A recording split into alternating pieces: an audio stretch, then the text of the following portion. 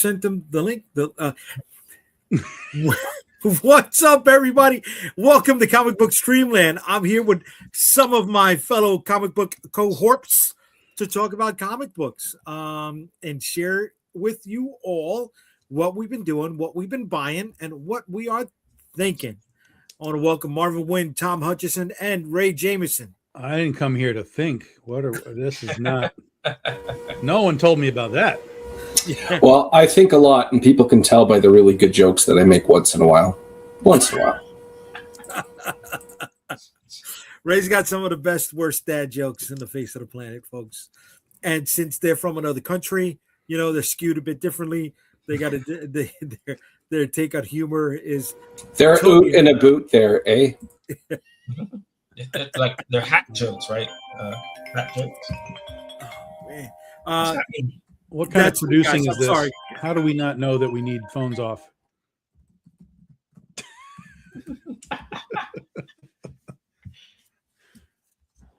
We can have some background white noise if I unmute my mic.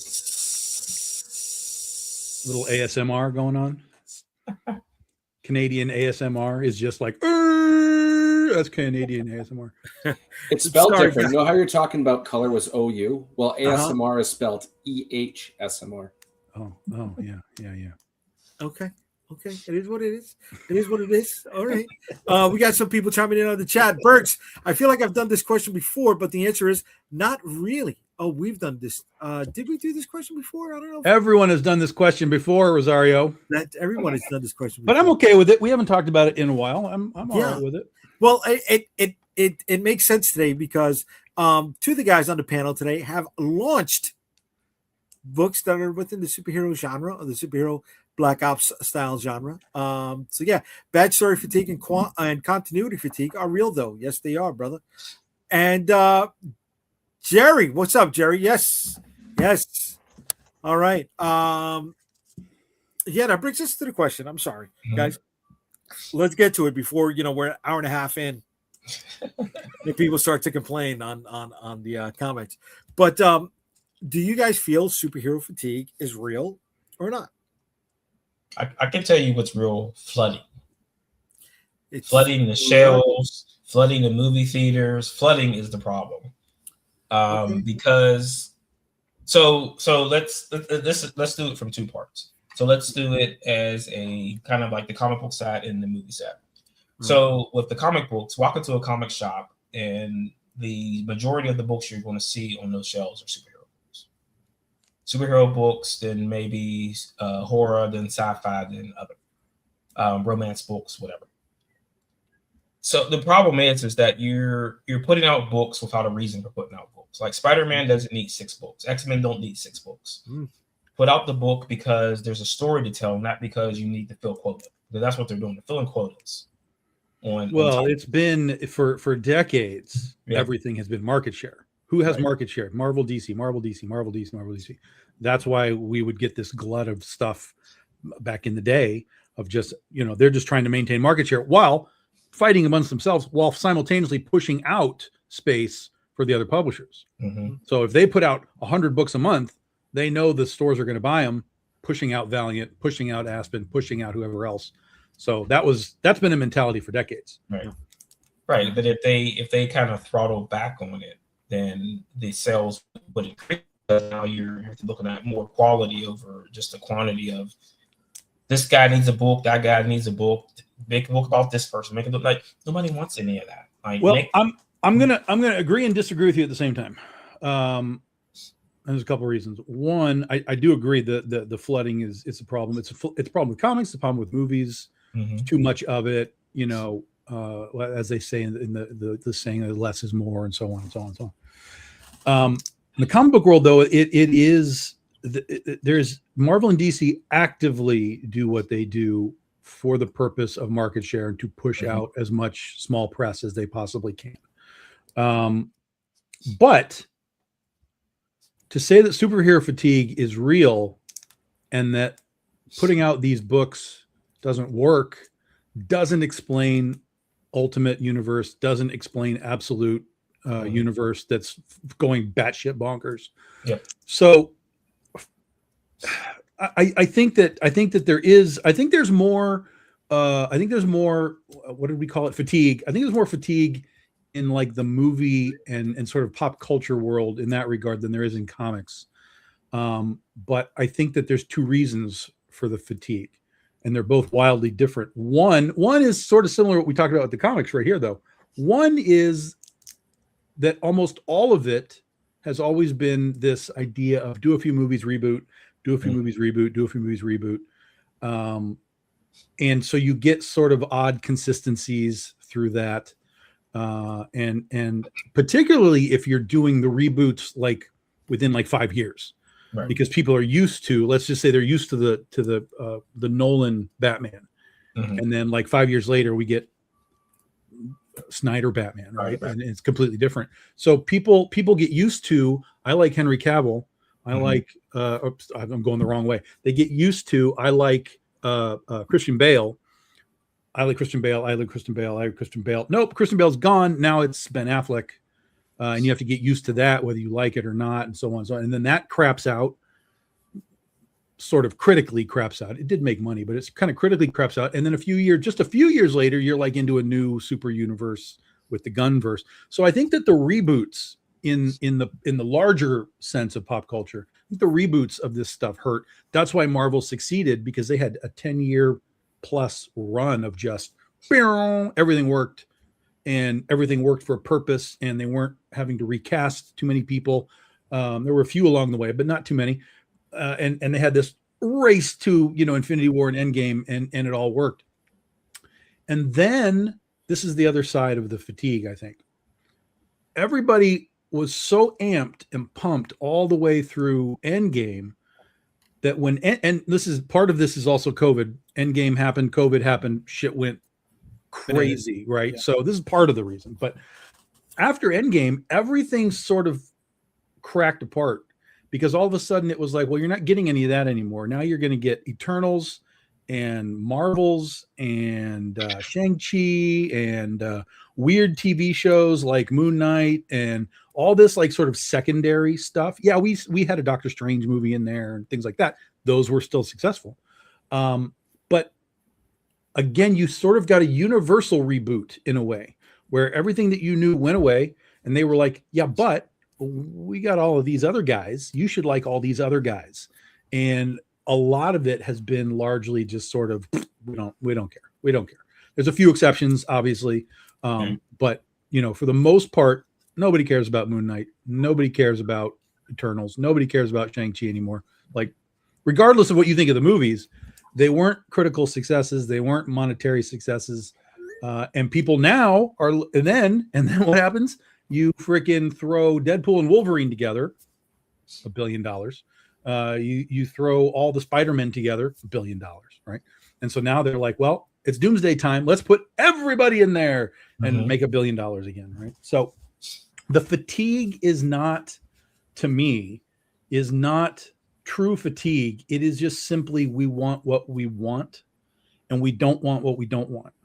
And if you keep trying to push what we don't want, Moon Knight, etc., it's gonna appear as if it's fatigue, because we're getting things that are like, I don't want Ironheart, and I don't want She-Hulk, and I don't want any of this. I want Robert Downey Jr. I want Chris Evans. I want this stuff. Problem is, you can't have them forever, guys. Right. That's the big problem with the movies, is you can't have those guys forever unless we start doing, deep fake stuff down the road. Yeah. So it's a problem for the movies. It really is a problem. And I'll be curious to see how they try and solve that problem with, Doomsday and Secret Wars. But I think there's kind of two levels of fatigue, but I don't think there's true fatigue. I don't think there's people going, I don't want Batman. Yeah. I don't want Superman. I don't want Wonder Woman.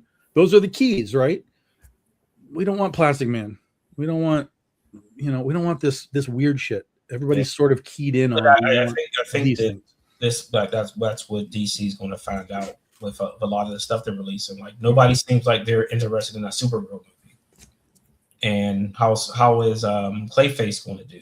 So now you might end up 1 for 3 in movies going into another Superman movie where people are like, I think I'm done with Superman now. So with that, they've got no wiggle room, and you've got no Batman ready to go besides Batman 2, and that's like 2 years out. Yeah. And within that situation, they also have Paramount about to buy this stuff. And when Paramount comes in, they're going to look at it from a numbers standpoint and go, this is working or this is not working. And if it's not working, that gun stuff will be wiped away and we'll get another reboot of this crap, which is not going to help anybody. Ray, let me ask you this question, buddy. Let me start with you with this question. Excuse me. The guys are saying all of this stuff. That's great, right? I feel a counter to this is something like Invincible. Not only is the show doing well on Amazon, right? The backstock is moving on Amazon. And it was just announced, excuse me, not only did they bring Battle Beast up, right? And it's on, I think, issue 10 right now, with a small little break in between there. But it was just announced that the Invincible series is coming back. So with what the guy said and what I'm bringing to the table, where do you sit on this? I have a lot to say. Apparently, I opened up Notepad, started typing in notes. Okay, so first thing here is to summarize everything that Marvin and Tom were just talking about in regards to the movie aspect. I can summarize that in 2 words. The first one is betrayal, and the second one is mistrust. And I'll give you a Canadian perspective because the comic industry is very, very, very much USA fundamentally in many ways. Not that it only is, but it's been a trailblazer in that respect. As soon as Endgame finished, there was a big overhaul. And the overhaul, regardless of people's political views, everything became political. And people didn't want to buy into that. And I feel many people were betrayed because of everything that was awesome leading up to including Endgame. And then, okay, there's these, I understand taking a chance on B-list characters. Guardians of the Galaxy is a great example why that's justified. Eventually, I see a lot of people just throwing their hands up in the air. And I see a lot of skeptics, a lot of people that are cynical over this Doomsday and Secret Wars. Well, this is, you only did it because we walked away. If we didn't walk away, you would have never done this. So that I think is a big hot topic that many comic book companies are trying to ignore and pretend they never did it, as opposed to, hey, let's change this around. They're just like, well, we'll change something different, but we'll just put our horse blinders on to what's been going on in the last handful of years. And then you brought up Invincible. Well, Invincible is like the equivalent of having a brand new significant other after going through years of baggage with another one. So Invincible is fresh on the scene in regards to non-comic media. The cartoon, I think a lot of people are like, this is a breath of fresh air. That's how I feel about it. I never read Invincible, and now I'm like a huge fan, and I just enjoy it without having any expectation. I don't feel like I'm being cudgeled with any messages. It feels like watching the MCU, but on the smaller screen, and I just appreciate it for what it is. I don't feel like there's any baggage that comes along with it, et cetera, et cetera. All right. I mean, but one thing about the Avengers thing is that the missing piece in that is one actor who played Kang. So we were on a path, and this guy decided he wanted to run from his girlfriend down the street. So that kind of monkey wrenched the whole entire plan. So you had to kind of like reset and say, okay, what are we going to do here? Because we can't do Kang. What do we do? We do Doom. All right. So who do we get to play Doom? Has to be somebody big. Bring Johnny Jr. back because there's no one bigger than that guy. And that's a very good point. I think that's definitely a contributing variable. There have been many times in the past, I should say a handful of times, the replacement of Rhodes, for example, for similar dynamics. But obviously the Kang dynamic was of a larger scale. But it is a good point. Marvin, getting back to you for a second. You're always big on building the brand and expanding with all the other accessory items. Mm-hmm. Going back to Invincible, I mean, the guy just kicked off a video game. Yeah. And it's kicking ass right now. Mm-hmm.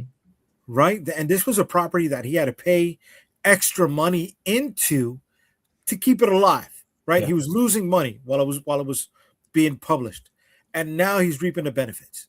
Right. So is this something where you got to ride the wave? Is this ebbs and flows? Is it cyclical, or is it? You also got to remember with Kirkman, he had The Walking Dead in his back pocket before Invincible became anything. Right, but he started Invincible before Walking Dead. Oh, I understand. Like 2 months. I understand. But as far as turning something into something else, Yeah. he had Walking Dead. It wasn't like he came in without Walking Dead and somebody pitched, and he pitched Invincible and he got it. They saw He had that Walking Dead money. Yeah, he had the Walking Dead money. He had the clout of 100%. Yeah. 100%. So I mean, but you go backwards and you think about like the Battle Pope. Like Battle Pope went nowhere. Right. So it was that invention of the Walking Dead which gave him the kicker. But like Ray was saying, is that Invincible was fresh, but at the same time, it's not fresh because all it is a kind of a shell over things that existed before it, because everything on that show is based on Marvel DC characters. But like if you take a different coat and you scrub over it and you say now it's something different. But the one thing that always got me on Invincible is that the character gets his butt kicked continuously. Yeah. Like, dude, do you get any stronger or better at what you do? Because you're just getting your ass handed to you every time you get into a fight. It doesn't matter who he's in a fight with. Yeah. So I mean, I think. But I would say this in its defense. That's what it needed to be. Yeah. Because everyone else, when they fight somebody, they beat the Joker, they beat the Penguin, they beat Catwoman, they beat whatever, and they're like, maybe they're a little bruised up, right? Like, oh yeah, but like here's a guy who's literally getting that lore for the powers. That's the thing. Right. Yeah, you know, he got. In fact, that's what one of the things Kirkman said is, I wanted to make it in his thought process of how do I make a superhero book that's different than Marvel or DC. Mm-hmm. It was the let's take the violence to another level. Yeah. Across the board, just across the board. Agreed. And which he did. And it here's the thing though, even when it was publishing at its peak, it was selling about 17,000 units at its peak, nowhere near Walking Dead numbers. So even with that violence happening, it wasn't like it was some smash success. Invincible became something else when it became something else. It became TV, it became viable to the general public. You know, those of us that were reading it already were already reading it. We were fine. But it needed to be something else. But listen, we'd all sell 16,000 units. We'll take that any day of the week, right? It's heartbeat, bro. Happily say 16,000 units. Not a problem at all. But it was a little bit different from what Marvel and DC did in a tonal aspect. Like you said, it is definitely skinning characters. Like this guy's Superman and this guy's the Vulture and whatever. It's just skins for sure. But I'll take it to the next step and pimp myself. I can tell you right now that the Critterverse is reaching different levels of notoriety. Not like Invincible at all, but I had somebody, one of my artists at HeroesCon, and I'm desperate to find a picture. It has to be out there. Somebody here, one of my artists at HeroesCon, he messaged me. He was like, "Yo, there is a girl here that's dressed as Critter." I was not at HeroesCon. It wasn't like there was a Big Dog Ink booth that she came to see. Oh, man. Like she was just Critter in the wild, right? And he didn't even catch it until his friend pointed it out because his friend is a Critter fan, and he was like, that's the runner down moment. Get a picture. I know, right? 100%. So between that and what I'm seeing at comic stores with this book at AP, it's a third printing. It's reaching a completely different audience after 15 years. It's like every 5 years it gets like a new audience. It's really bizarre, but it's working and it's growing. And I have people I had a guy on eBay buy some stuff for me the other day. And he was asking me some kind of question about, I was like, listen, I got all the answers. I'm Tom. Ask me your questions. He messaged me back. He's like, "You're Tom Hutchison? You're famous." And I was like, no, but that was his message, right? Like, so there's definitely like fan appreciation for us out there. And regardless of what book it is, but with Critter, I have absolutely started to see the love of the character growing through this completely new audience. I like that. And that's superheroes, right? It's completely superheroes. So I don't think that superhero fatigue is necessarily the right term so much as reboot retcon fatigue, maybe, and you know, something along those lines. Like it's the same character, but again, with Absolute Batman, right? You can't say that it's Batman fatigue because they're selling Batman books like a bajillion copies. Now, that's a hyper collector market too. That is not 400,000 readers are buying that book, right? You know what I mean? It's a collector market, but they did something to make that relevant. And there's a trickle down effect now to Green Arrow and, you know, all these other books that they're doing, The Flash and whatever. So the Absolute Batman and Superman and Wonder Woman created that top of the pyramid that has now infected all of DC. And it's every time they're like, oh, it's Absolute Zatanna, people are freaking out. Let's go see what that is. So there's ways to do it. There's ways to work around it, but they just may not be the ways that us classic guys appreciate. You touched on a bunch of things I want to get to, but before I get to that, I want to hit the chat up for a second. Larry comes back with short, explains Absolute Batman. These people are buying blind bags, ratio variants they will never read. Batman is not selling because people are wrapped up in the story. It's about the flip, baby. And once that bubble bursts, it's over. Okay. That new issue, what is it? Issue 12 has what, 27 covers or something like that? The one with Two-Face? Yeah. Dude, I was in 3 different stores, and each store, that was their pick of the week. So I picked it up. I haven't read it, but I'll get back to that. Glenda Taina, is streaming service also fatigue? Why should we go to the movies if it will stream soon? Yeah, that's a big thing. Yeah. Right. That's what Masters of the Universe is feeling because it's going to be streaming fast and people knew to wait it out. All right. Burks comes back with, are you kidding me? Plastic Man will kill. Burks is all about it. Listen, I remember the cartoon, Burks. I was with it. So bottom line is we all need a cartoon for shit to get the W. Yes. Sometimes I got to agree with that, Larry. I really do. Sometimes you have to cross the barrier. Yeah. It changes the game. It's no different. It's no different than if I were to just go work and write Spider-Man.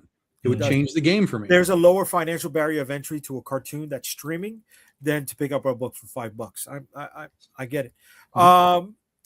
Bert says the game is freaking bonkers too. He's talking about the Invincible game. Got to have money to make money. Damn right you do. Bottom line is your comic, superhero or not, has to have that X factor. And there's no definition to what the X factor is. The Rock in WWE has the X factor. It's just something that pulls people in for whatever reason, standing out above the rest. Yes. But if you remember, The Rock didn't have that X factor at first. He had to figure it out. Correct. Rocky Maivia didn't have it. Away from the hard camera.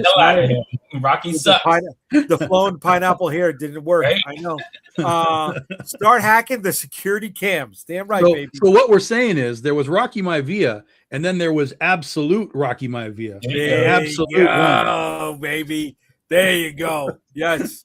Ben, I've shifted to TikTok to try something new, and I swear there's no superhero fatigue because I'm seeing a ton of new readers all thrilled about the books they are buying, and so many of them are superhero. I think the trick is to find those people, the new audience, and there's a huge new audience anecdotally. Way to be. Thanks for chiming in, Ben. Book talk is a thing.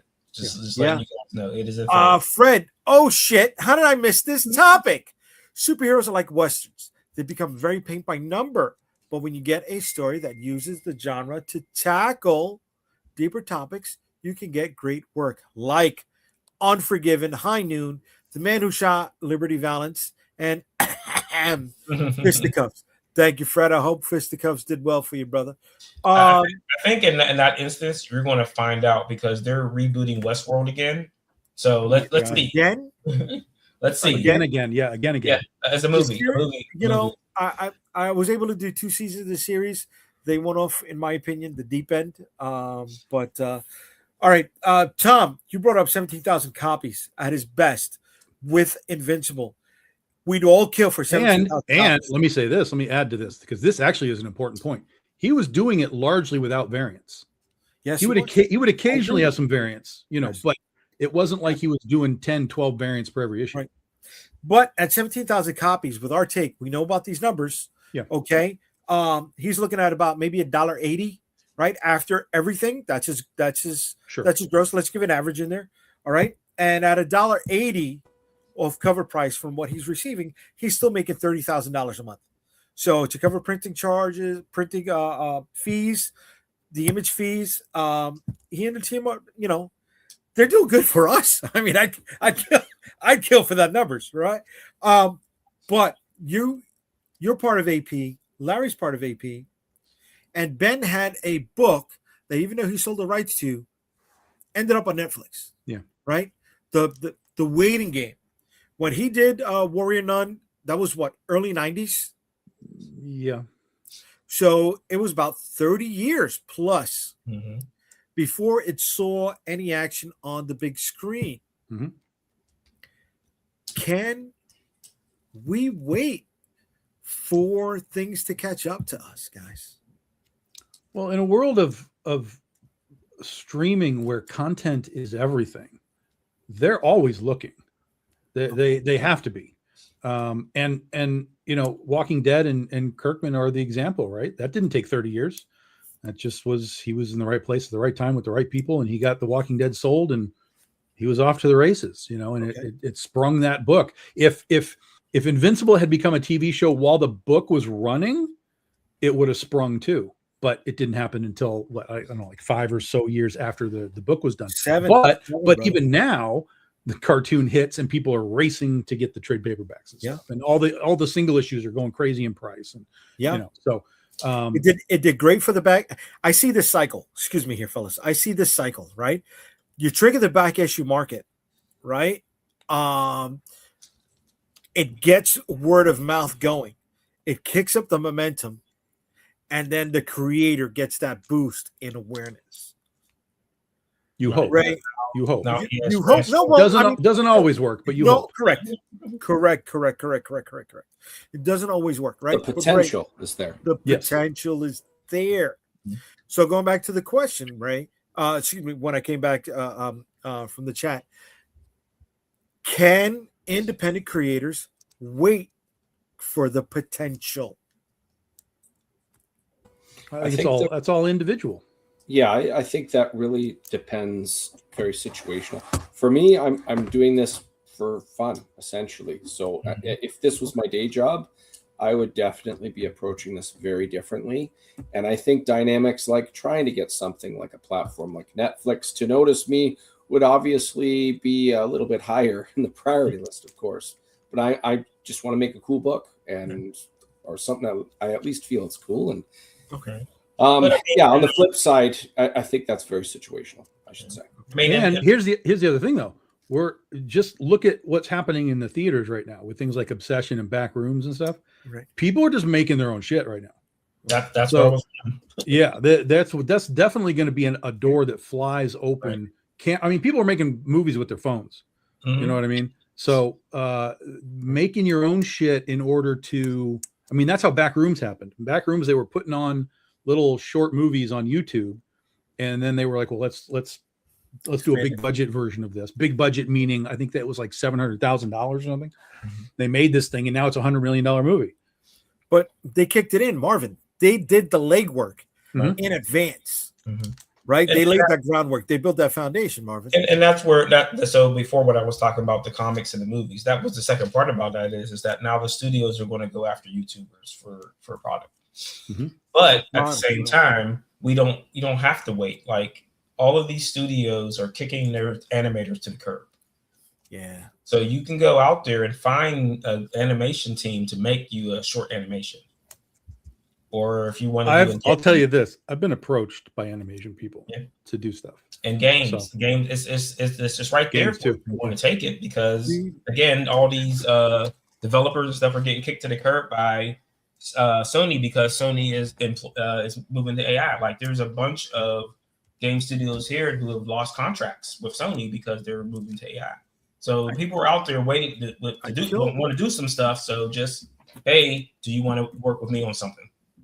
I'd kill for that, but I was approached also by animation. I don't know what they quoted you, Tom. They quoted me $900 a second. I can't. No, that's crazy.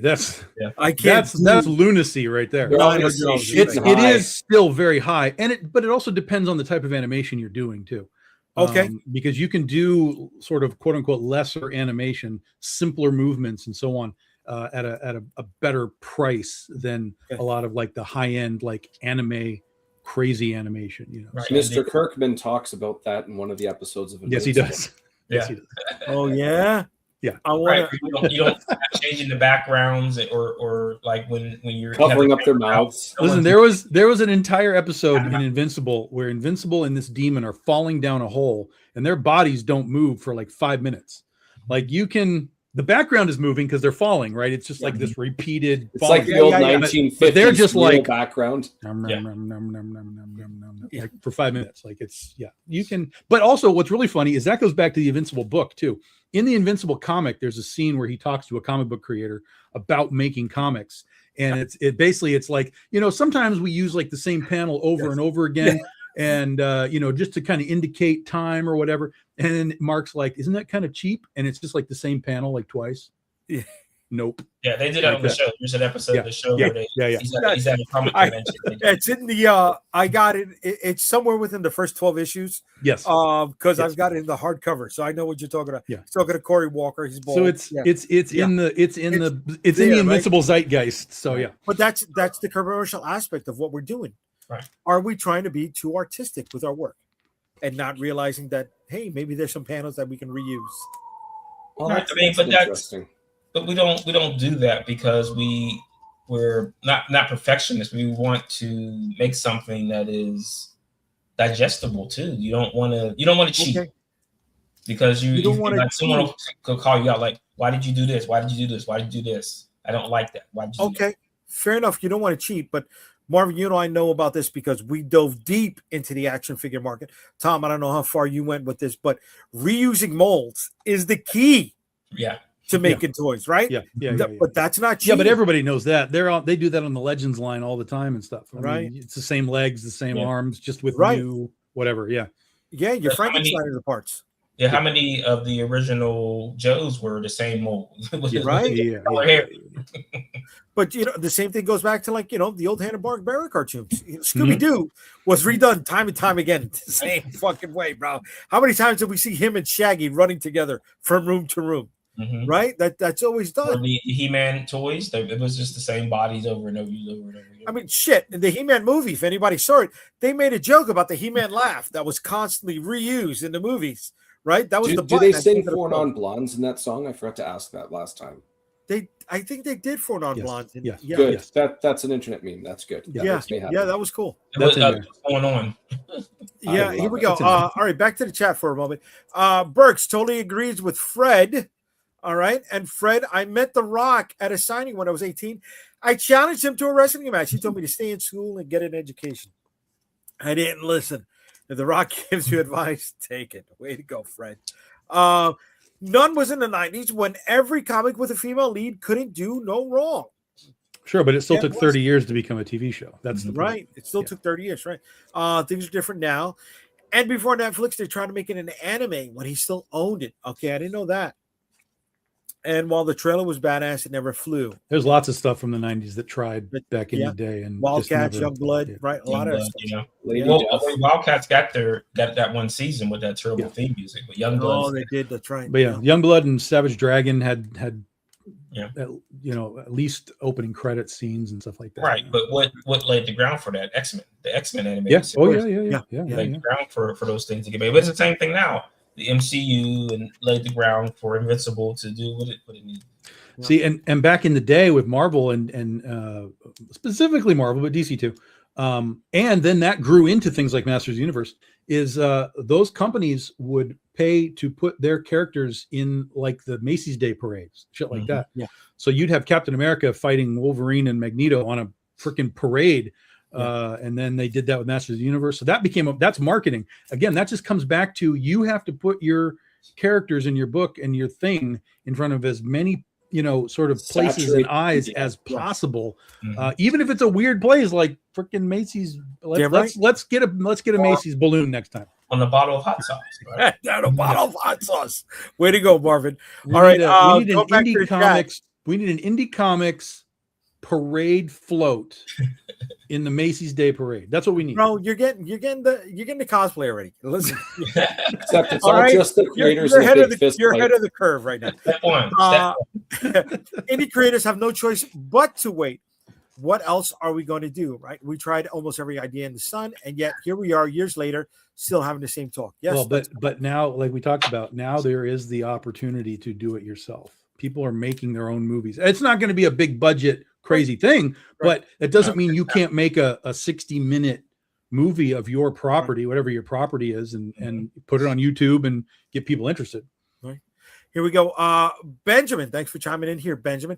The etiquette of the crowd has killed my love for theater going. Only with the award sleepers in some films, I get lucky and no one is there kicking my seat, talking loud on the phone in front of me. Why pay the price if you can enjoy it without interruption? But that medium and comics are different. Streaming or not, people want a physical copy. I personally ship streaming and go, I guess maybe skip streaming, and go for the blue or the 4K. And I will go for the physical book. It's the indie boom society needs. Way to be, Benjamin. I'm going to give you the movie hack here, Benjamin. You go at fucking 11 in the morning on a Tuesday when they're all in school. Yeah, here we go. Here we go. And welcome in, Mr. Calderon. JD, what's up, kid? How we doing? How you doing, guys? I'm sorry. I was I went out. Out. I went, I did the weird thing. I got out in the sunlight, and I walked around and I went to a park with the wife and lost track of time. Very nice. Spending time with the wife. Good. Listen, I didn't think I was going to make it tonight, but we did. Right? So, chiming in very quickly on the topic, is superhero fatigue real? What do you think? I was listening to Tom just before I came on, and everything he said was not true. I'm only joking. I don't know what the hell he said, but is super? I don't think so. I mean, I think it all boils down to storytelling and good stories. I mean, if you're telling a good story, I don't think.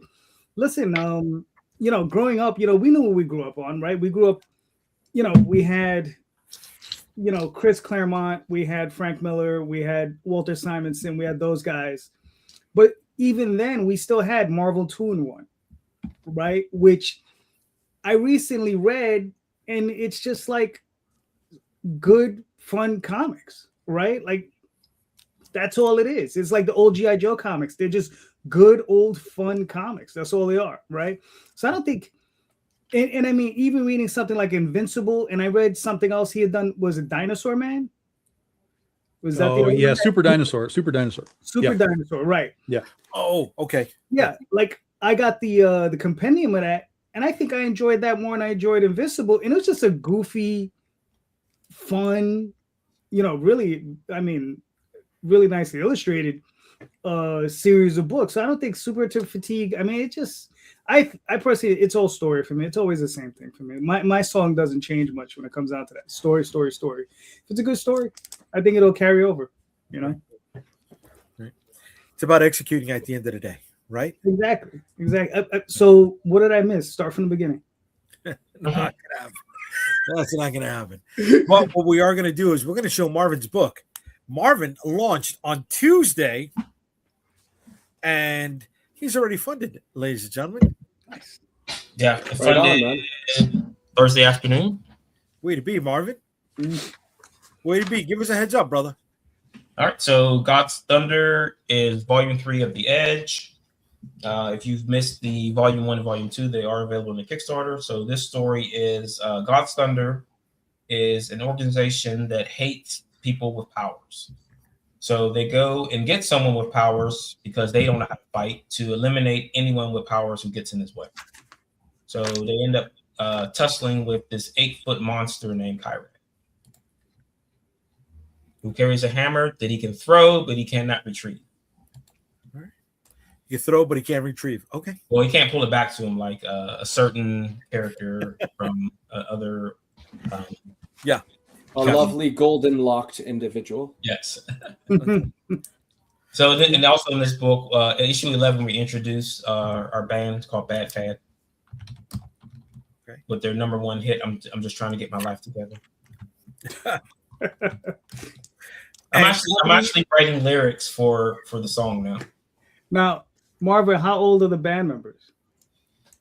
They're in their 30s.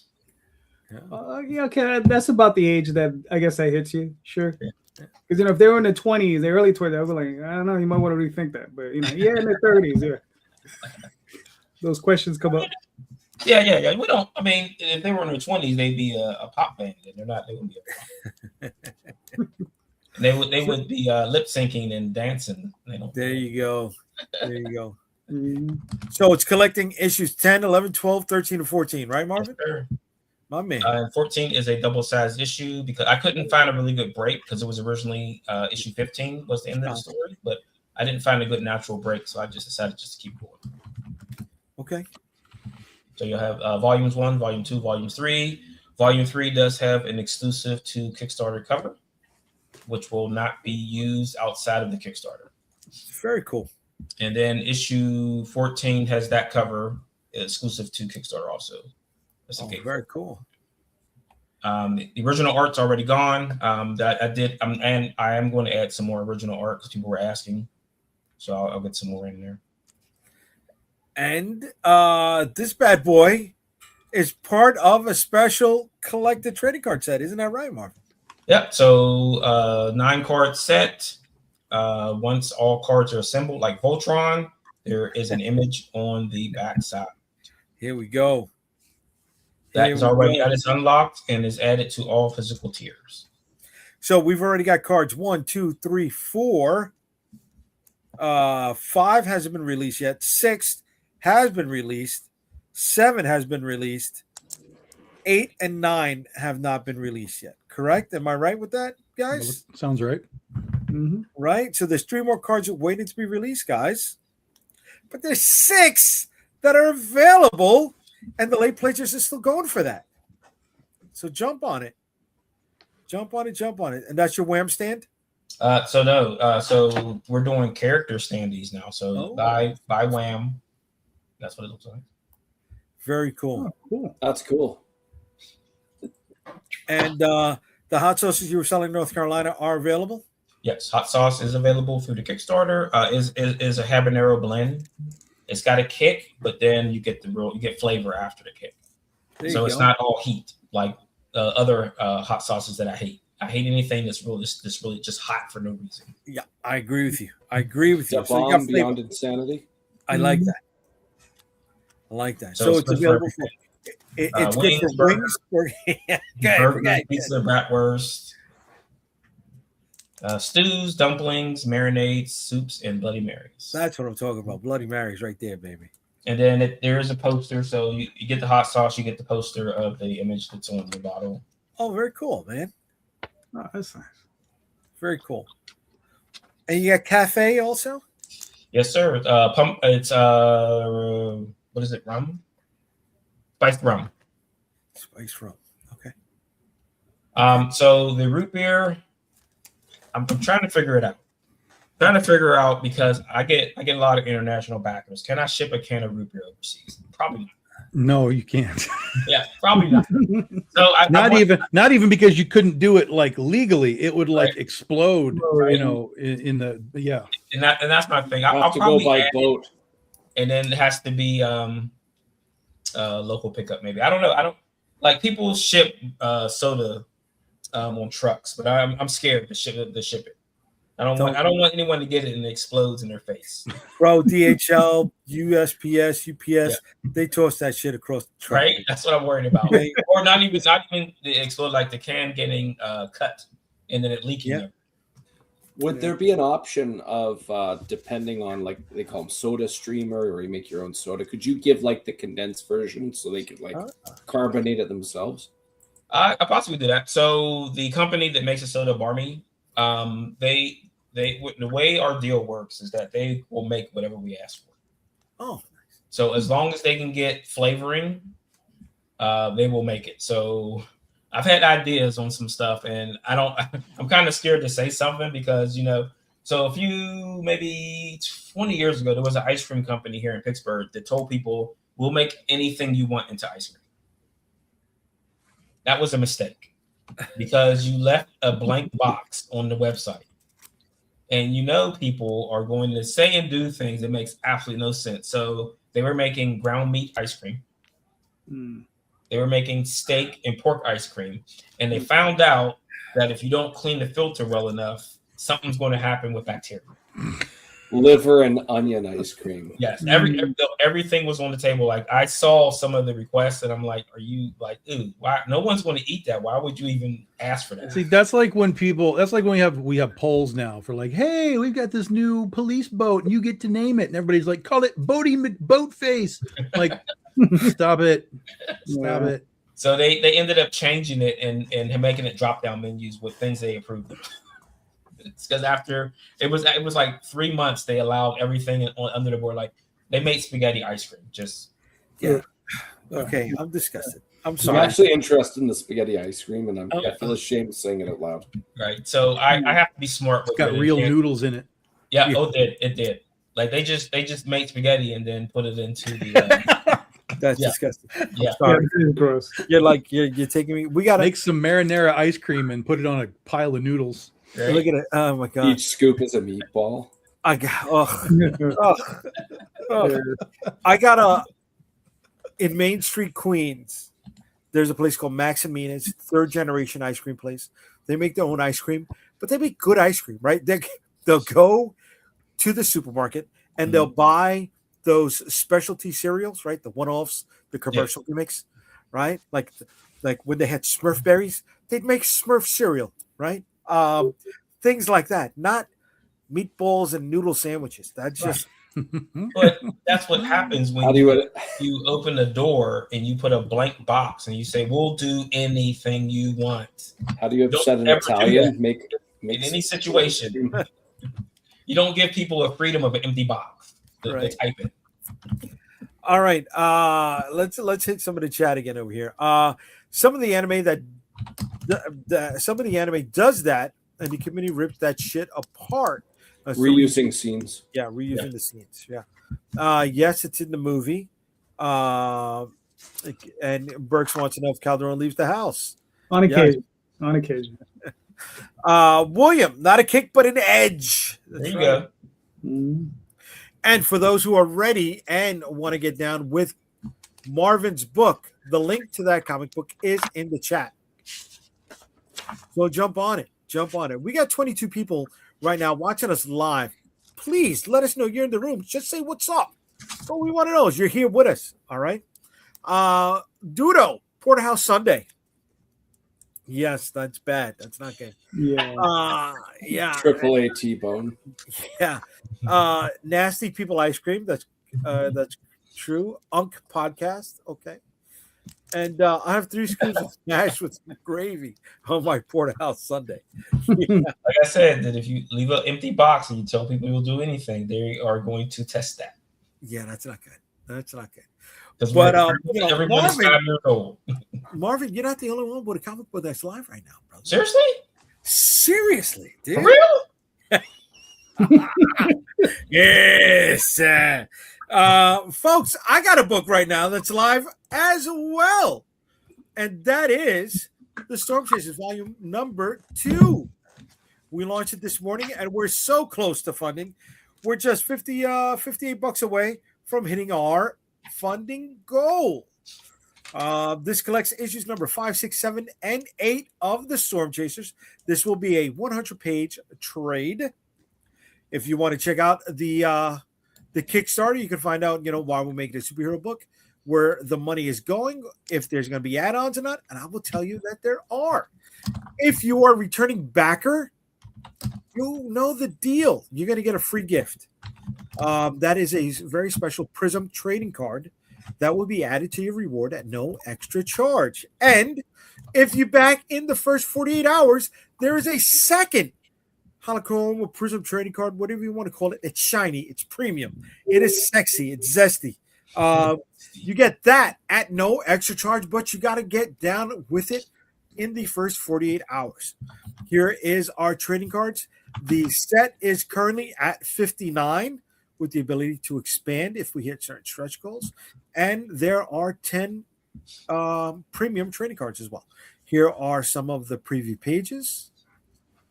Illustrated by Russ Leach, colored by Mark Summers, written by me, lettered by the missus. All right. Our first stretch goal is a trading card. A second stretch goal is a special 2-page entry to the character guide, but it is digital only. It will not be in print. Then we got another stretch goal, the trading card, another 2-page character guide entry, and then another trading card. More if we get there. But first, we got to fund. You guys know I've been building this brand for a while, so we have other books that are available as add-ons, such as Curse of the Dragonstorm. You can pick up that bundle in digital or print. Same thing with New York versus the World, digital or print, and The Dead Princess Vicky Sticks in both digital and print. Find out who's part of the creative team over here. We got everybody. Wow. Shirts and some original art that went to some of the covers of some of the other books or some of the trading card art as well. So we just launched. This is going to be a quickie. We're going 16 days on this. It's going to be a quick turnaround, and the book after that is going to launch even quicker. Jay, I got a question. Yeah, what's up, bro? That cover of Vicky Sticks, about 3/4 down, is that by chance homage to Evil Dead 2? It's her walking in the background as a giant skeleton. There it is there. The skeleton skull that kind of gives me the feel of the Evil Dead 2 poster. I was just curious. Honestly, it's not. There was a Doctor Strange picture. There was a Doctor Strange cover where he is falling into the mouth of a skull. And, you know, I was working around with the artist, Eric, and I was like, can we do something that elicits that same vibe, but is not that? I like homage covers, but I don't want to do homage covers. So I was going more for that, not for the Evil Dead. But thanks for picking that one up, brother. Thanks for picking that up. It's funny that you are commenting right now because I got to let everybody know. We've been holding this under wraps for a minute. But Ray is going to be doing some work for Ensemble Comics.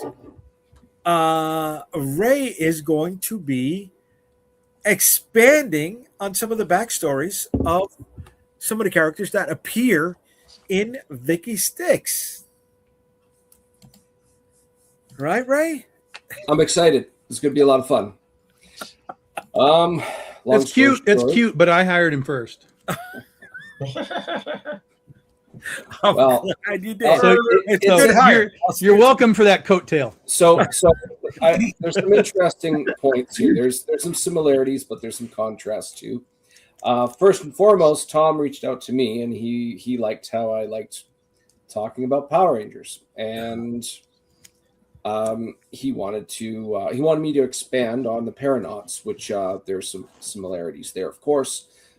In Jay's scenario, I reached out to him first, and I said, looking at your character Wendy, I live 20 minutes away from where that story took place. I lived there for a handful of years, and with you living in your area and me having experience out in that area, I think there's a cool story for Wendy being in between those two areas. So he liked my terms, and here we are off to the races. Terms? I didn't. You gave him terms. Those were all the terms I gave. Those were amazing.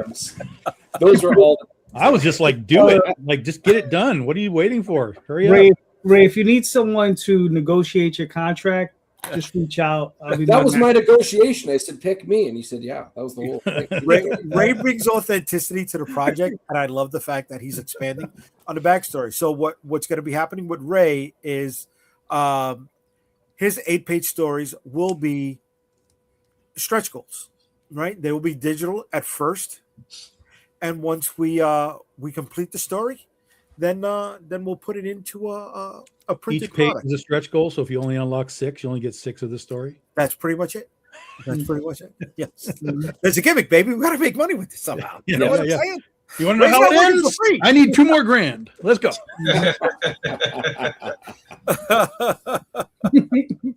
Like a streaming service, you gotta unlock the next year to finish that movie. Back in the chat, here we go. I love to fill an empty box. There we go. So Marvin, he's gonna take you up on that ice cream story. Dan, what up, homies? Happy fucking Friday. What's up, Dan? How we doing, bro? Bertz, thanks for putting up back issues of your other books. Rosario, thanks, Bertz, for picking up some of those extra issues that I put up, buddy. Appreciate that, man. Thank you. And here we go. Nice. I guess he's commented on Ray joining the Unstoppable family. There'll be more on that next week. Next week, we're going to be doing an Unstoppable only episode. So we're going to only have Unstoppable people here. Unstoppable only. That's it. And we'll dive more into that one next week. And then Burks comes back with, hell yeah, Ray writing a Wendigo story. That's right. It's interesting. So Calderon and Marvin, we're going to have a show next Friday. You and me, all three of us. Is it going to start at 8 o'clock? Yeah, We'll 8:05. We'll start at 8:05. The Stoppable podcast. We're gonna turn Last one episode. And Comic Book Streamland is part of the Unstoppable family as well. So in case you didn't know, now you know. Oh, folks, the links to both of those books are in the comments. So jump on them when you get the chance, please. All right. Marvin, how much more time you got left on your book? A lot. 43 days? Yeah, 43 days. Okay. I got 16. He's going to have another birthday before that's over. I'll let it ride. Let it ride. All right. So before we went into showing the books, guys, we were talking about the constant reboots, right? And how that's affecting some people. But there are properties out there that do reboots on a regular basis. Ninja Turtles reboots approximately every 5 years, right? Power Rangers reboots every year. So how does that counter what you guys were bringing up before? Does it work for them? Should it not work? Well, in the Power Rangers, it's a complete reset, new robots and new outfits and new people and whatever within reason. Yeah, but it's not. But it still exists at the same time. Oh, you're right. Yes, it is a universe. Yes. It's just a refocused. We're going to talk to the dinosaur guys. We're going to talk to the whatever guys, the car guys, whatever. Yeah. Ninja Turtles is interesting because it does reset all the time. But I mean, that's also its history. It was originally a dark comic. It became a Nickelodeon weirdo show, Cowabunga dude. And it was constantly, its history is reboots. What can it be now? What can it be now? What can it be now? But it always kind of has its foundation of, it's the four guys, it's the rat, it's the shredder. And here we go with new art style or, whatever they want to do. So it is interesting, but I think with the Turtles, it's just, that's understood. But you don't really get, it doesn't become, what would be a good example? It doesn't become something that isn't still what it is, right? It still is four Ninja Turtles, generally eating pizza, generally fighting ninjas, generally in New York, generally with a chick that follows them around. Are there six turtles now? That's true. There are more now. Yeah, I thought it was 5. No, there's 6. There's the female, and then there's another one. There's the 6th one. Yeah, the bad guy. Wolverine claws. No, he's a turtle. I don't know. Are they still naming them after famous artists? Yes. Well, the girl is Venus, right? Yeah, Venus. I don't know who the other guy is. I know he has Wolverine claws for weapons. Mm-hmm. Jenica. That's a woman or a male? They're girls. They're both girls. Jenica and Venus are both girls. Okay. Yeah. They're both female. Okay. So, Carol, let me ask you this. Somewhere in the middle of that is property like 007. It started off as a book. They don't produce any more pros for it, right? But they're constantly rebooting the movies. That is something that sits in the middle. How does that apply to what we're talking about tonight? Well, I mean, I think I prefer Godzilla, but 007. That's an accurate comment. Right. It's like, but 007 is a lot of fun. Yeah, I mean, I don't know. I mean, how many Ian Fleming novels were there? Was 16 of them? I don't know. Yeah, they're way past just adapting the books. Way Right. past that. And I mean, you know, it's a matter of like, you know, can they keep it up, right? Like, yeah, it's like anything else. If it's a good movie, it's a good story, it's gonna work. But Well, in Bond, in that example, he changes for the time. So right, Connery in the 60s is nothing like Roger Moore in the 70s and 80s, and then right, on yeah, and on and and then- on. So they reset him in a spy sense, you know, for what they needed to be in that Generationally sound. generational. Yeah. Yeah. Right. yeah, because you'll see the technology change, you'll see all the different gadgets change, and I think that's part of what I miss in the new movies. I mean, I think they still had Q. Was the guy who was making all the stuff? Yeah. Q Yeah. is but they always there. changed him into the younger dude. Yeah. But it's like, I don't know, it just doesn't seem as weird and sophisticated as it once was. Yeah. You know, I was waiting for them to start injecting him with like nanites and, you know. Well, you know what? That's an interesting point you said there about it being like for the time. I don't think there's a franchise now that could pull off successful cyclical rebooting. Ninja Turtles, James Bond, Godzilla, Power Rangers, they all exist back at a time where it was unique compared to other stuff. It's not like they were rebooting Spider-Man all the time in the 70s, but like those four franchises, for example, they're still going from an older era, so it's almost expected. But I can't think of any franchises right now that could pull that off. Well, I mean, if they ever get, for different eras. Mhm. Yes. Yeah, okay, yeah. Pokemon. I'm thinking Star Wars if they could pull it together. Yeah. Well, is Pokemon all the same universe, or does it like do Pokemon? its?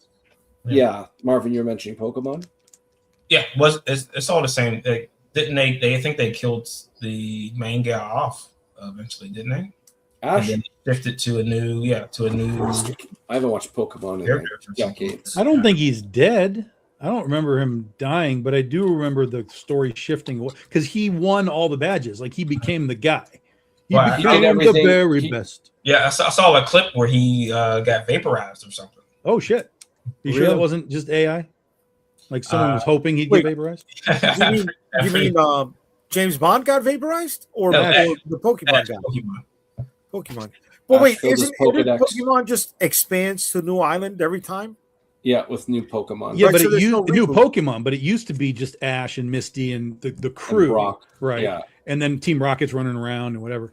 But now it's not Ash anymore. He's not the key guy. There's like a new star or whatever. So is it? But you're saying they disintegrated Ash? Well, that's what Marvin says. So they Well, I was Ash looking it Ash- up, and apparently it's non-canon, or he was Okay. thought to be dead at one point.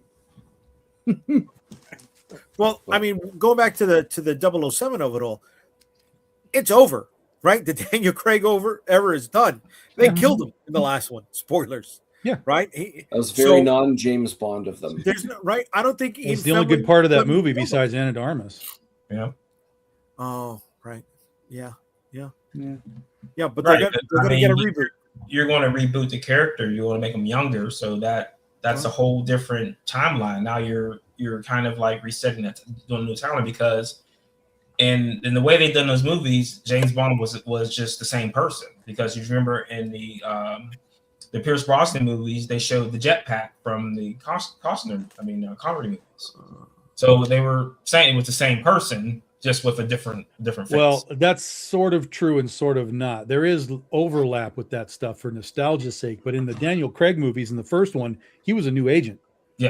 Yeah. So Well, that I mean, was, like, that was Daniel like the Craig- beginnings of his. Even though he had the Aston Martin, they just Right. give that to everybody now.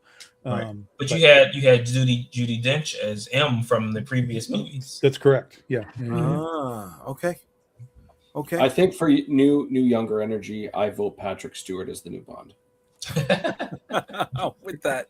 Wow. But let's look at something that's a bit askew from this. Mad Max, right? Mhm. It is, but it's not the same character. So is there? He says it is. Yeah. He George says Martin. it is. He says it is. Yeah. I but- saw a really good fan theory about that, where it's actually the Pharaoh kid with the boomerang. Yeah, Right. but Road George warrior. has come on record and said no, it is Max. same person. Well, that's kind of lame. I like the idea of the kid just trying to be like his hero. Yeah, Right. I agree. That's a great. If that had been the case, I would have been like, someone just takes the name and goes and carries on. Yeah, just trying to be like the thing that inspired him. Yeah. But just like with 007, right? The constants were M, Q, the gadgets, Bond, right? A really cool car. Max, a really cool car, whether it's got its own engine or being led by into a submarine. Yeah. Right. But what really got me about the Fury Road one is that you're in a world where gas is like very rare. You have to actually go to a gas town, and you've got a guy with a goddamn gas powered guitar shooting flames in the air and doing nothing else. He's like, he has no other job. That was for religious reasons. It was to make him shiny and chrome. Yeah, I mean, he doesn't fight anybody or do anything. He's just playing the guitar. But the thing is, though, is like that's to show the what was the guy's name? Immortan Joe. Immortan Joe is to show you how wealthy he was, how powerful he was, that he could afford to have this guy. Cadillac. Yeah, that's a real Bond villain right there. It's like, oh, there's not that much gas. Look how much I have. Right. I mean, when he turns off the water, and he turns off the water, he says, "He's got money like that." Yeah, it says, "Don't be addicted to water." I was like, you know. So the constant reboots with these movies show there's no fatigue there, right? Because they're constantly tapping the well. Yet when it comes to comic books and comic book movies, they say it's oversaturated.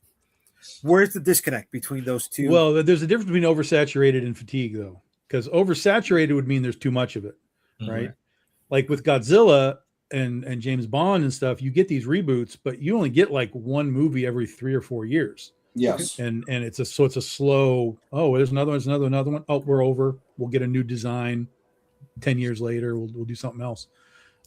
With these other things, it's like Marvel's pumping out 3 a year, DC's 3 a year, whatever else is happening. So that's the saturation point where it's like there's just too much of this, and I'm going to watch it at home. Okay. Well, it's interesting when Power Rangers first came out. By the time they got to season 3, Power Rangers taking footage from the old Japanese Super Sentai show. By season 3, they went through 3 seasons of their Megazords, their giant machines, and everybody was starting to see the reused stock footage. They were starting to see that like nothing added up. We have brand new robots, and the city looks different as well. And kids started to like, me personally, I'm just like, this does not fit right. And I didn't understand what was going on behind the scenes. But by season 4, they bit the bullet and changed the costumes, powers, and everything. And that way they could make all of their Western filming more like the stock footage that they're using. Was that after they did the movie? Was that so the movie came out between season 2 and season 3, and it's not even canon. So I think that very much shot itself in the foot on top of everything else. But by season Power Rangers, the first movie from 95. But like season 4 of Power Rangers, when they redid everything, they called it Power Rangers Zeo. It was a breath of fresh air, and it still was a continuation. And there's a whole bunch of cool stuff. But from that point moving forward, they decided to follow Super Sentai steps. Every year, we're going to switch it up. So at the beginning, kids were kind of disappointed, but it's stood the test of time. And from what they had in season 3 with that fatigue, very similar to what we're talking about now they've stood the test of time, and it's got this very dedicated fan base, and they really look forward. Let's see what this fall is going to look like. What's the theme of the powers? What's this? What's that? What's everything else?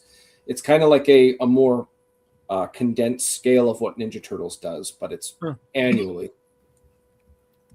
So they're already prepping for 2 seasons down the road once they release this season. Yes, but here's the kicker. Super Sentai has finally decided to discontinue the franchise 49 years into it. So Power Rangers that used to thrive off of all of their stock footage, now they have to make some very serious decisions in regards to what they're going to be doing with all of their action and even the themes. It's all up to them now. Can they match the quality that was being produced in Japan? And we'll see where that new chapter goes. I agree with Tom. I have a lot of concern. We'll put it that way. I mean, look what they did with the reboot movie. I mean, that was like, what are we doing? That was that was atrocious. That was a what reboot movie? The Power Rangers movie. Well, when they did that in '95, it was supposed to launch. No, the one that was more recent. Oh yeah, that was garbage. Yeah, that was. You know how like nobody was happy when they first saw Michael Bay's Transformers, all the excessive detail and didn't have the plating. That was pretty much all the Megazords in the new Power Rangers reboot. Well, but there weren't even Megazords until like the last 20 minutes. Like it was basically, they kind of just like fall on each other, and now they're a giant robot. Yeah, it was like the Breakfast Club Rangers, that movie. Like, what are we doing? I liked the opening, and then I turned it off. Yeah, I mean, there's some interesting thought process, like making Rita the Green Ranger. Yeah, that's why she had the coin. I thought that was neat, but overall, there's a certain je ne sais quoi about how the stories are approached and the quality of the action and stuff in the Super Sentai universe, where they just can't seem to get that right on the Power Ranger side. Okay. All right, let me chime in with some of the chat over here. All right, Burks, you can't stop these comics podcasts. Way to be, thank you, Burks. Unstoppable. Unstoppable. If people pop, they pop. I don't care how many WW stories they have. I'm in. All right. Jenica and Venus, right? She's a female. The Turtles. 007 great game just dropped too, called First Light. David plays and collects. Hello, new to the channel. Came here after seeing the title. This is a fascinating subject. Is superhero fatigue real? No. Consumption is optional. I think oversaturation is a better term. Thanks for chiming in, David. And thanks for the Ben Riley sweater on the picture, bud. Way to be. Vaporize, as in spoilers? I don't know. We don't. Ash Ketchum. Yeah. Young Bond being played in the new game by a young Dexter actor. Okay. This generation's James Bond is going to be Timothy Chalamet. Somebody call Tanya Harding. We can take care of that problem. Wow. That's a hell of a pull, buddy. The flaming guitar is like the trumpet in the military. He's a battle bard. Yeah, he's a bard. They actually started making their own costumes for a bit in regards to Power Rangers, I bet. And Sentai isn't ending; it's just hibernating. Okay. I'll agree with that. That makes sense. They can make a really big. This is our 50th season thing. Yeah, I agree with that. So I like what Burks is saying here. Let me chime in. Let me capitalize on that. Do certain superhero products, whether it's comic books or movies, need to hibernate as opposed to being rebooted? Wolverine. Harley Quinn. Okay. But the reboot is how you make the money. Mm-hmm. Hibernation, you don't make money. You know, the closest thing we got to anything like that is like when Superman died. He was dead for like a year, and they let Supergirl and all the other stuff run wild for a while, and then they brought him back. So he kind of pseudo hibernated, but the books never stopped. They just kept putting different characters in the leads. So, you know, you can't make that market share that we talked about if you're hibernating your characters. Right. Didn't they kill Jean Grey off for like 10 years or so? She was dead for 10 years. It wasn't that long, but it was a number of years before they brought her back in the Fantastic Four. Yeah. Well, Thor, he was shut down for a long time there in the early 2000s. About 3 years. But again, he was replaced by somebody. Mm-hmm. So it may not be the Thor, but you still have the franchise Thor. Is still going. The franchise still exists. Yeah. To me, hibernation would be we're not doing Wolverine stories or books for 3 years. That would be a hibernation, but that's not going to happen.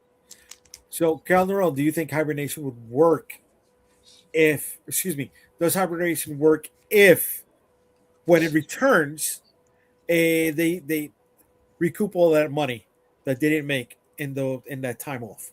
Right. See, the thing is I think hibernation is good because we're talking about like high-end IPs, these big companies, Disney, right? So Star Wars, I think, would be the one of the best examples, is that we know what's been going on. It's been mid for a while at its best, right? Like it's some of it is good, and then some of it is like, and then it's all over the place. But I think to let it hibernate, but try to find the people who really need to be there to bring back that Star Wars that everyone would enjoy, right? And I think that's the hard part, is finding that talent to do that. And I mean, if you can hibernate it and then bring that talent on and make great films, they're going to recoup all that money. And it's going to be 20 times the amount, because we know Star Wars, the movies, I'm pretty sure only account for 20% of what's going on, because the rest of it is toys, t-shirts, and everything else, every other piece of merchandise that they can squeeze out of it, right? And when the stuff is mid, nobody buys the merchandise, right? So, right, nostalgia is a hell of a drug, right? You just give it enough time to marinate, and it'll make money for you. Like William over here saying that ROM is with Skybound. How's that for hibernation? I saw that ROM 1 was coming out, and I'm in the store and I'm looking for it. I went to 2 different stores. It wasn't until the second one that I found out it wasn't a brand new story from ROM. It was a reprint that was hidden in one of the blind bags that came out last week. I think it was Mask or something like that. Yeah. So I was kind of pissed off with that. I'm not going to look for a book that I already have somewhere in the collection. But I am psyched knowing that it is coming back with it. What about Torok and Magnus Robot Fighter? Not so much. And Solar. Solar, yeah. Solar. Not so I think much. of the 3 of those, the only one that's viable is Turok. It's the only one that's viable. He had a video game. Well, he's just an interesting character. Okay. I just think he's an interesting character. I don't find Robot Fighter to be engaging in 2026. Right. I don't find Man of the Atom to be engaging in 2026. Well, we might need a robot fighter real soon, because they're going to be taking over our jobs. If it's Magnus Robot Fighter versus AI, robots from like I Am Legend, not I Am Legend. What's the robot one? iRobot. iRobot. Then yeah. Same Will Smith. Yeah. Same comedian slapper. Right. Right. That's interesting. That's interesting how he's he's needed now more than ever. But that's it, right? It's hibernation. Hibernation works. Not the constant. I think it can work, but especially nowadays, if you hibernate for too long, you get people. Then when you do announce it, there's a new whatever, people are like, oh, it's going to suck, or they better do it right, or because now these fools have had 5 years to put in their brain of what they want to happen, what they think should happen, and then they're like, oh, I don't like that director, I don't like that actor, I don't like that. So I don't think you can win anymore. And I think that's why a lot of what we see is just simply put it out, make what you make, move on to the next thing. And occasionally you hit a vein like Absolute that works really well. And they milk the hell out of that for as long as they can milk the hell out of that. And then they'll have to find something else eventually. So something like, okay, Ray. Oh, I was just going to say, I think I have a possible solution, but again, this is conceptual. Practically, I don't know if you could ever pull this off, but anytime in industry, if you're running any type of equipment, say you make something for a factory, there's wear and tear, no different than putting oil in your vehicle or rotating your tires. You need a time where you have scheduled maintenance. So if you have something running all year long and twice a month you have to shut down the machine for a week and make sure everything's still running well, I think a lot of these franchises would benefit huge for not necessarily a hibernation, but a scheduled time. Okay, it's going to go from this time to this time. It will be back again. And then even if that's 2 months hiatus or whatever the case is, I think that would be very beneficial. Okay. So, Marvin, let me ask you this, bud. Star Trek is now in that rotation, right? Yeah. There's not going to be any new Star Trek property or main Star Trek for a minute, for the first time in what? Since the 90s? Yeah. Whoa, no. Since Generation, right? Generation. Since Deep the Space end Nine. of Voyager. So, right, but there was a gap between Deep Space Nine and Voyager? No. There was a gap between Voyager and the new movies. Oh, okay. Okay, I'm sorry. All right, about so 5 years or so. Mm-hmm. but in the recent memory, you had the Picard series, you had the cartoon, right? You had the Well, they've been pumping out Future stuff series? since Discovery, like almost 10 years ago. right. So yeah, So, do you think that the higher ups over there at Paramount see the writing on the wall and say, "Hey, we got to put this to bed for a little bit," or are they doing that for a different reason? I think you're looking at the body of work, and if people are figuring out that the body of work isn't very good in a ratings tank, you're going to say, get it off the air because no one wants to watch it right now. So you take a break. You want to quit when you're ahead. Yeah, bring it back, and then all of a sudden people start missing it. So you have to wait for people to start missing that thing, and then you bring it back. But how do you bring it back though? Like, are you going to bring back Kirk and Spock and all those guys again? Because you're you're leaving yourself with no room to move forward. Like they should have did a Worf show a long time ago, and they had momentum from Picard, and you kind of dropped that and said like we're not going to go forward with this with Seven of Nine as the captain on a series. Yeah. Or you had the SS Titan. Yeah, you had the Janeway thing in the pipeline, and you kind of didn't go that way. But so Picard's Kid and Q doing their own thing. Where do you once you decide to come back after 5, 6, 10 years or whatever, where do you start? They're kind of in a position where they don't know where to go. There's a sweet spot, and it's obvious they've gone past that window. Well, and their thought process was just keep going into the future. That's where this Academy, Starfleet Academy, just went batshit into the future. But it was such a fucking terrible show that. Well, I mean, I think you missed the boat with Starfleet Academy back in Next Generation, because that was supposed to be a spinoff of Next Generation was Starfleet Academy. Yeah, and you could drive that with Wesley. You could have had a character that moved over there, and you could have had it done. Yeah. What wasn't there a show with Michelle? Was it Michelle Yeoh? Yeah. Was that any Section 32 or something? I never saw it. It got ripped apart. Star Trek 31. Yeah. Yeah. But I never saw it. That's the one where Michelle Yeoh was Spock's sister or something like that? Right, but if you remember, it was Section 31. So if you remember Section 31 from Deep Space Nine, they were the background, the guys in the background who were doing all the dirty work. They were Men in Black. Yeah, they were Black Ops. Right? Yeah, where Starfleet was supposed to know what they were doing. Mm-hmm. Okay. Wow, I don't remember that from Deep Space Nine. Starfleet CIA.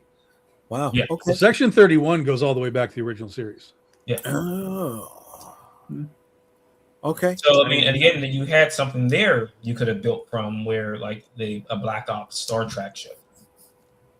Okay. Yeah. But I don't know what their plan was, but it kind of exploded in their face. Well, Section 31 happened when Discovery was happening. Discovery was failing. Yeah. And so they were like, well, that's done. And then they were focusing on the only thing that's really, truly kind of worked was Strange New Worlds, the Pike show. People were genuinely, and even I came to that show just late, and I watched the first, 3 seasons or whatever. And I was like, oh, this is actually pretty good. Yeah. 4th season, I guess, is coming soon. But even in that, the 5th season is not going to be a full season. It's going to be like 6 episodes and be done. Get it over with. Yeah. I hope it gets a good finale. Yeah. Burks wants to know what about Enterprise? When did that what show? he's saying is that was after Voyager, but after Enterprise, there were that window and then the movies. I thought Voyager. Enterprise. Which one was Enterprise? Who was the captain? Was Enterprise was Scott Bakula. Yeah. The Quantum Leap guy. That one ran 3 seasons, and then a 9/11 happened, and everything kind of went. Yeah, because it's funny. I couldn't watch like the first season. I tried watching. I couldn't do it. But everybody said the last season was really good, and I watched that. And the last season was really good. Yeah, the last season with the time war and all of that, it's insane. The first season is unwatchable.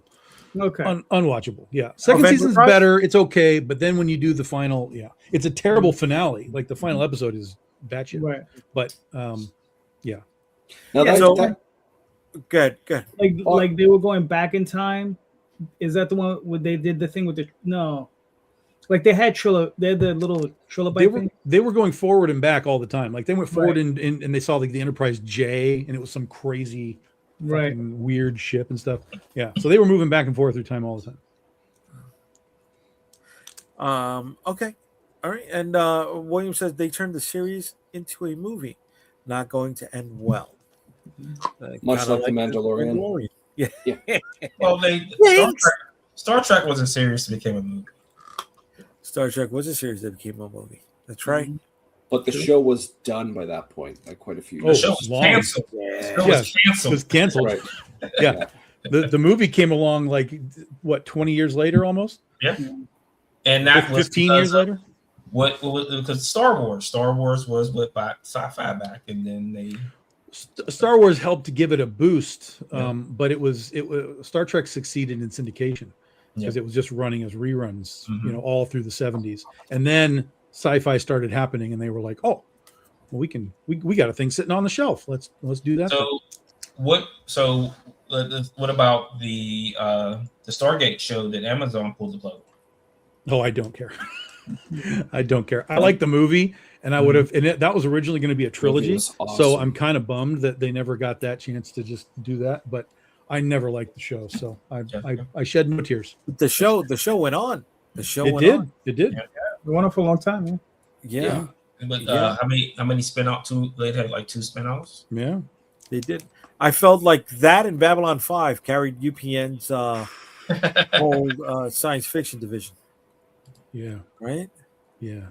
Babylon 5. Oof. Oof. It is what it is. It is what it is. It is what it is. What it is not good. So on a day not where good. on a day where two superhero series are focused on Kickstarters, both Marvin's and mine.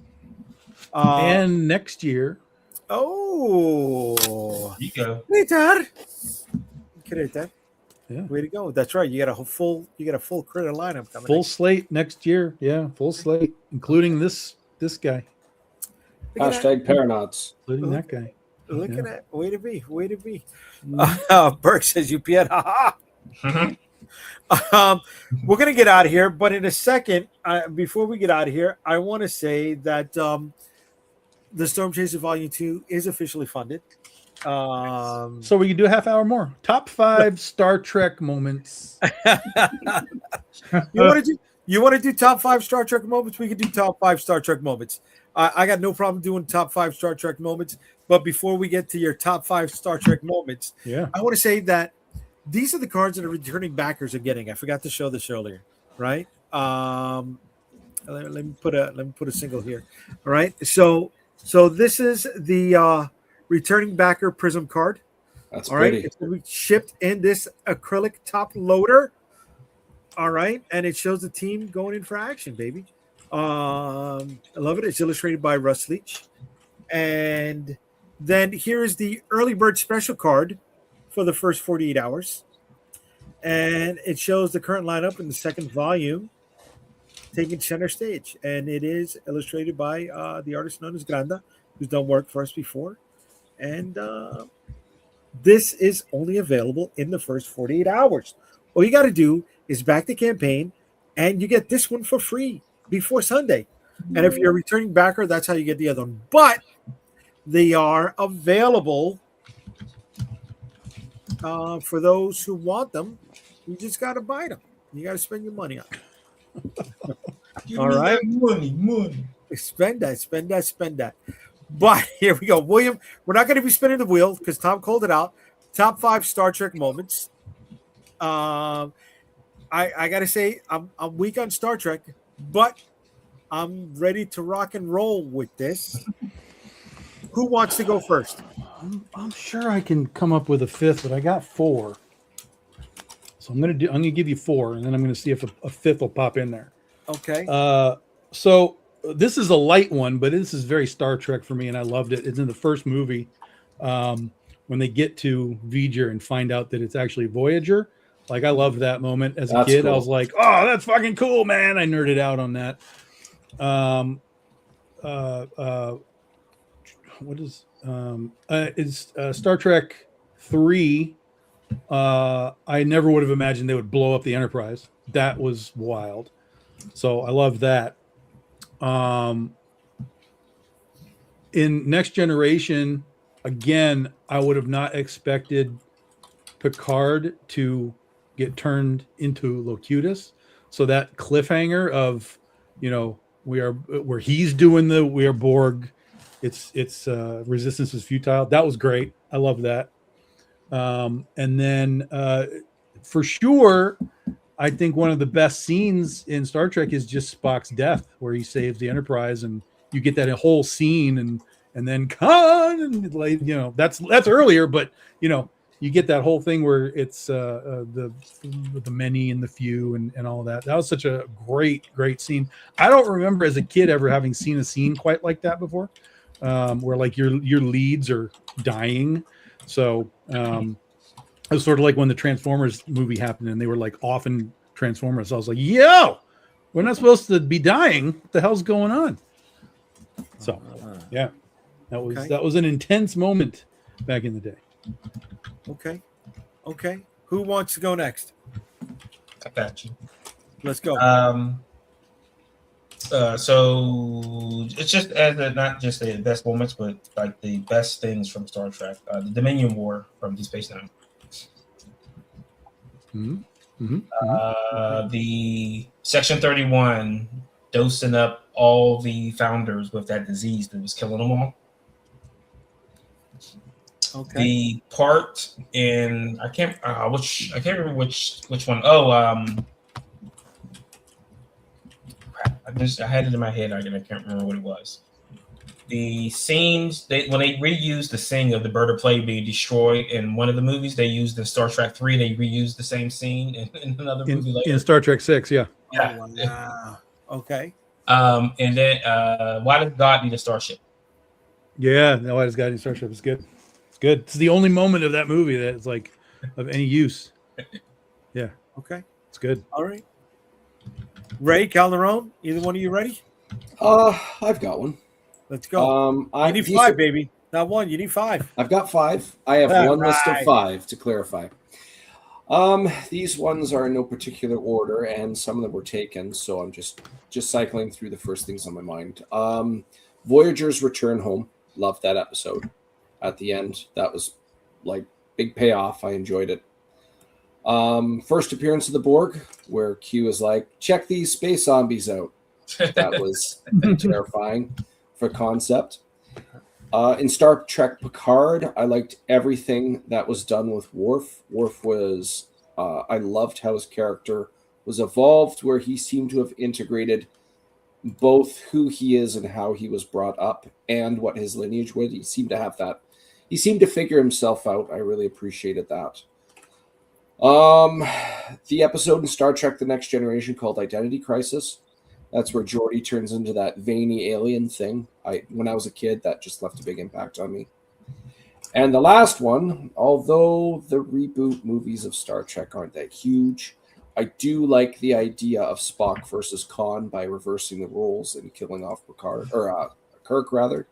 Okay. I did like the concept of exploring that fight. Into Darkness is a wildly underrated movie. But yeah, those are my 5. Okay, I like that. All right. Calderon, you're up. All right. Tom took a couple of my answers, like the Locutus of Borg one. But some of my favorites is the introduction of the Tribbles. Yeah. Lucille Ball producing Star Trek. Okay. Bring it to life. Good. Yeah. Yeah. Back to Wrath of Khan. When Chekhov and his captain are first on the Botany Bay, and him finding out, and him standing there going Botany Bay, and then he finds out that it's that ship. So I thought that was really cool. What ship? I'm sorry. The Botany Bay. No, I'm not familiar. That's from Wrath of Khan. Like he knew like that was their ship, but like he had to like recall it and he was like, like what, like where you find a name and you're like, where's that from? Where's that from? Gotcha. And then Khan pops out and like terrified, Yeah. The sheer terror struck him. He was just like, oh, we're screwed. Okay. Carl Urban as Leonard McCoy. Really? Yeah, I really like Carl Urban as an actor in general. But yeah, I liked him as Yeah, he was great in those movies. Yeah. Okay. I think that's all I got. And Kirk screaming. Khan. Yeah. Yeah, that was one of my favorites. Okay. Yeah, I knew I'd have a data one. I'd have to figure this out. This is my fifth one. So there's some really great data moments. But I love the one where they were playing that weird game with the alien guy and Data kept losing all the time. And then Picard tells him it's possible to make all the right moves and still not win. Like that's a powerful statement. But Data thought he was broken because he couldn't win the game. So yeah. Okay. Okay. I'm with that. All right. Here's my 5. I'm gonna go with the whales in Star Trek 4. That was the first Star Trek movie I saw in the theater, and I was just like, okay, you know what I mean? But what happened with the lady? I mean, were there any missing persons posters, from a bed? We don't talk about that stuff in Star Trek. What I'm saying? We don't talk about paradoxes. No. She was in the future. I'm going to go with the Star Trek cartoon, Filmation cartoon, because that's the first time I saw an alien. It was a bird alien that was not just a humanoid figure, right? So the cartoon was able to expand, go where no one has gone before. Sir. Yes.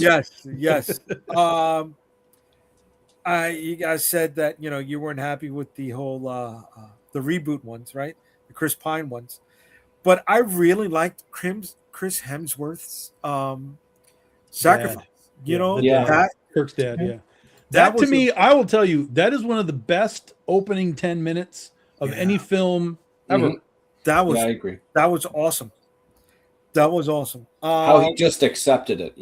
That was his responsibility, and he accepted that's how it was going to go.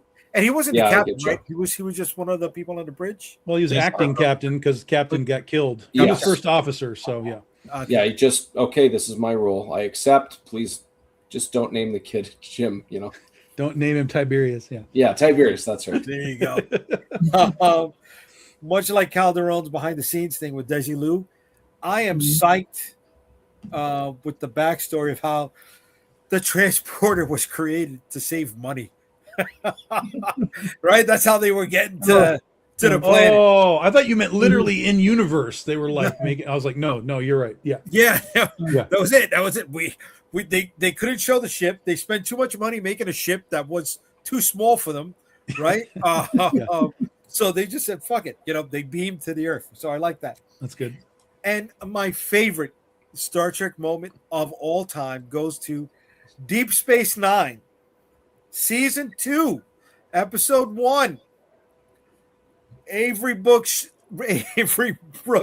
shaves his head and brings back the goatee. Because the full head of hair was not working for Mr. Brooks on season 1. When you go from a man called Hawk from Spencer for Hire to that and a full head of hair, it's like, how do you go from badass motherfucker to this? It was just like, and then when he shaved his head, it was like, it's on. The badass motherfucker is back, and he's the one running the goddamn station. Let's go. Side note, anytime Picard and Whoopi shared a heart-to-heart having a drink. That was cool. So, yeah. Good call for top. So with Whoopi and him, they were always implied that were they lovers at one point? It always seemed like implication. Guinan was an old soul, and she was a lot older than Picard. So for Picard's age, he could confide in her in wisdom, if that made sense. Yeah, I get that. But I mean, it was also implied that they may have been lovers at one point. When they, when Picard was younger, obviously she was, always the age as she was. Right. Except in Star Trek Picard, where now she can choose to age if she wants to. Right. Yeah. No, I was just curious. I didn't know if anybody knew. I thought she don't was have like recollection of Not in canon. Jadzia Dax. You know, Dax like was cool. the immortal, but like a parasite at the same time. Yeah. You know? Yeah. Yeah. Well, But here we go. Dax is the immortal thing. Jadzia is just the body. And Jadzia, she's the just host. a normal person. She'd die. And that's why Mhm. the little bug had to keep moving from body to body. She dies? Yeah. Ah. In the final know season, that? there's a whole new Dax in the final season. You didn't know that? No. Yeah, Is she- that why she went to go do fucking Tom, Hellraiser? She wasn't getting paid enough, so she was like, "See ya." Oh, And, really? Well, but she that's wanted- but that's she the wanted to do more trill. time. Yeah, She but wanted to the do more time. the trill is the little bug inside her. Thing That's inside the her, yeah. immortal thing. That's So Dax. if Jadzia dies and Dax is in her, it will die too. Yeah. That's why they have the transfer ceremony where they're like, okay, we're going to get the bug out and put it into another body. Does the person that becomes the host get to pick? There's some sort of a. Oh, you mean does the bug get to pick who the host is?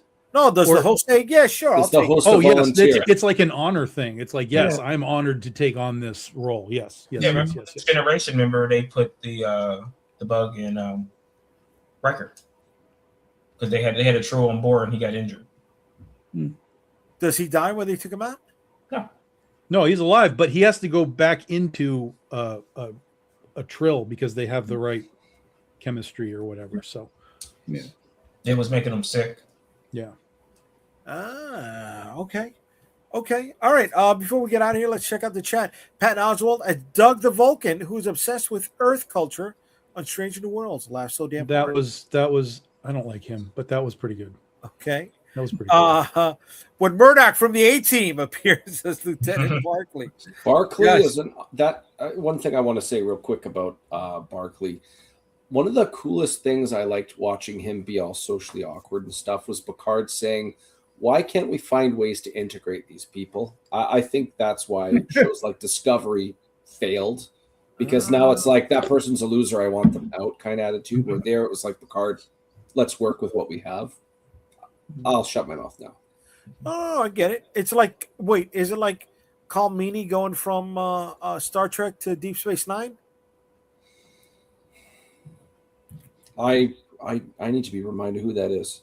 That's the engineer, the mechanic. O'Brien. Yeah. O'Brien. Oh yeah, Lieutenant O'Brien. Yeah, well, Chief O'Brien O'Brien was like, he wasn't enlisted. He wasn't enlisted, man. yeah. Yeah. I mean, but Barkley was like, everybody just wanted to get rid of him, made fun of him, and Picard was like, we're not going to be doing that anymore. You know, I just like that a lot. Okay, the cast wise. Gotcha. Okay. Yeah. Okay. I thought you meant like a background character becoming so popular. They said, okay, let's give him more screen time on the other show. No, Barkley was like social anxiety and all that kind of stuff. Okay. Yeah. Okay. And William says Dax makes an appearance in Starfleet Academy in a way. Okay. All right. Guys, we went over the hour and a half mark. I want to thank everybody for joining us tonight. Before we get out of here, let's find out where people can find you. Starting with Ray. You can find me on Instagram as Raymond the DM, and you can also find me on Facebook as DM Ray, Dungeon Master Extraordinaire. All right. Calderon, where can they find you? Sunday night on the YouTubes. I think Tom will be there. Jay, you're taking the weekend off, right? And we'll have other people. And next Friday, I'll be launching Dreamweavers #3 on Kickstarter. All right. So, Tom, where can they find you, kid? BigDogInc.com. Get your books. We're in the process of fulfilling 3 campaigns right now, so watch your mailboxes. And then we'll be back after San Diego Comic-Con for the next Legend of Oz installment in early August. But I'll be at San Diego Comic-Con with the AP crew, Antarctic Press. I'll be at their booth. We'll have some Critter exclusives and merch and all kinds of cool stuff. Nice. Marvin, let them know. comicsburg.com and the edgecomic.com. The socials are there. And on Kickstarter for the next 41 days, where I'll be bugging people like it's my job. There you go, Ken. Waiting long enough, you're gonna take that time, baby. You're gonna take that time. Spread that mother. All right. And you can find me at unstoppablecomics.com. And for the next 16 days on Kickstarter with Storm Chasers Volume number 2. And aside from that, here's all the other places where you can find us. Thank you very much. If you had a good time hanging out with us tonight, please hit those like, subscribe, and share buttons. All right. It's just going to help us grow and let people know that you had a good time. They can join us too. Have a good night, everybody. Good night. Good night. Peace.